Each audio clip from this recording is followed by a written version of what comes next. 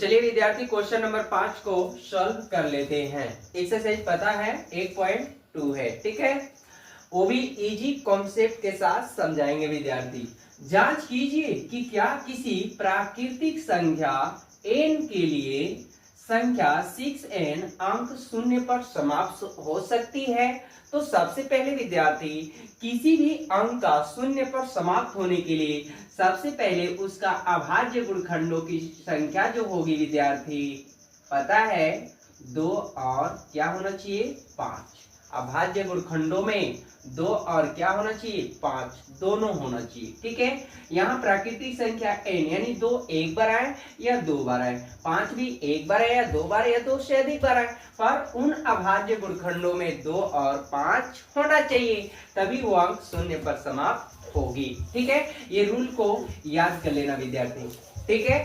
चलिए तो यहाँ पर देखिए 6 है और n प्राकृतिक संख्या कोई भी ले लीजिए, 1 ले लीजिए, 2 ले लीजिए, कोई भी संख्या लीजिए और इसका गुणखंड करिए, ठीक है। इसका क्या करना है हम लोग को गुणखंड करना है। तो देखिए इसका गुणखंड कर रहे हैं तो 2 गुणे 3 और 6 पर पावर है तो यहाँ पे कितना हो जाएंगे 36 और 6 पर पावर 2 का 36 हो जाएंगे और 36 का भी गुणखंड करिएगा। तो देखिए यहाँ पे गुणखंड कर लेते हैं। चलिए तो यहाँ पर भी देखिए इसकी गुणखंडों की संख्या 2 पे पावर 2 इंटू 3 पर पावर 2, ठीक है। यहां पर देखिए 2 आया फिर 3 आया लेकिन 5 आया नहीं। तो किसी भी अंक को समाप्त होने के लिए 2 और 5 आना चाहिए। तो कॉन्सेप्ट समझ में आ गई होगी। तो लिखेंगे विद्यार्थी, तो बताइए 6 अंक शून्य पर समाप्त हो सकती है? नहीं ना, नहीं। कौन से हो सकती है? तो जैसे में देखिए 10 पे पावर अगर n ले लीजिए और यहाँ पे 10 पर पावर n की वैल्यू 1 लीजिए तो 10 का गुणखंड करिए बेटा 2 गुणे 5 यानी 10 का एलसीएम निकालेंगे तो 2 और क्या आ गई 5, तो ये शून्य पर समाप्त हो जाएगी, ठीक है।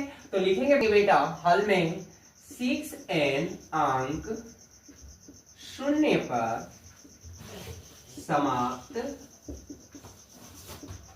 नहीं हो सकती है। क्यों? क्योंकि बेटा क्योंकि 6 का अभाज्य गुणनखंड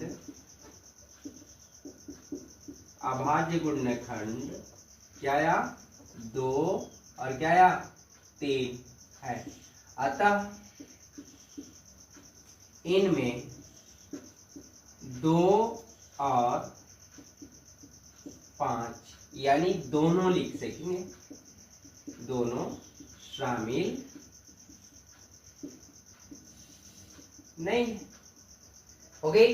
यहां तक इतना लिख देंगे विद्यार्थी, ये क्वेश्चन का हल हो गया।